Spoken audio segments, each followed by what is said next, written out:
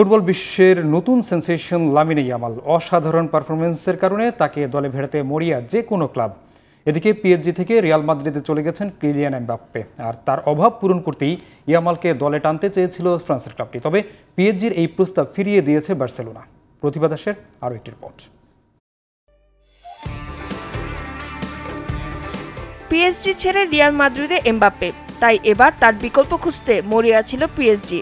30 August দল বদলের শেষ সময় ছিল, আর এর মধ্যেই তার অভাব পূরণে বার্সার ওয়ান্ডার বয় লামিনে ইয়ামালকে দলে টানতে চেয়েছিল ফ্রান্সের ক্লাবটি। গত জুলাইয়ে ইয়ামালকে দলে টানতে বার্সাকে প্রস্তাব দিয়েছিল পিএসজি। সেজন্য বার্সাকে 25 কোটি ইউরো দিতে চেয়েছিল তারা, কিন্তু সে প্রস্তাব ফিরিয়ে দেয় বার্সা। ইয়ামালকে ছেড়ে দিলে সেটি অবশ্য ট্রান্সফার ইতিহাসে রেকর্ড হতো। ইনকুবাতর নামের এক পডকাস্টে জানান ফুটবল এজেন্ট অ্যান্ডি বারা। একটি বিষয় আমি নিশ্চিত করে বলতে পারি, কয়েক মাস আগে লামিনে ইয়ামালের জন্য পিএসজি বার্সেলোনাকে বড় অঙ্কের প্রস্তাব দিয়েছিল, কিন্তু বার্সেলোনা সে প্রস্তাব প্রত্যাখ্যান করেছে।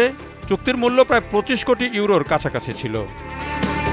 2023 সালের অক্টোবরে বার্সার সাথে চুক্তি নবায়ন করেন ইয়ামাল, যার মেয়াদ রয়েছে 2026 সাল পর্যন্ত। তবে ইয়ামালকে সহজে অন্য ক্লাবে যেতে দিতে রাজি নয় বার্সা।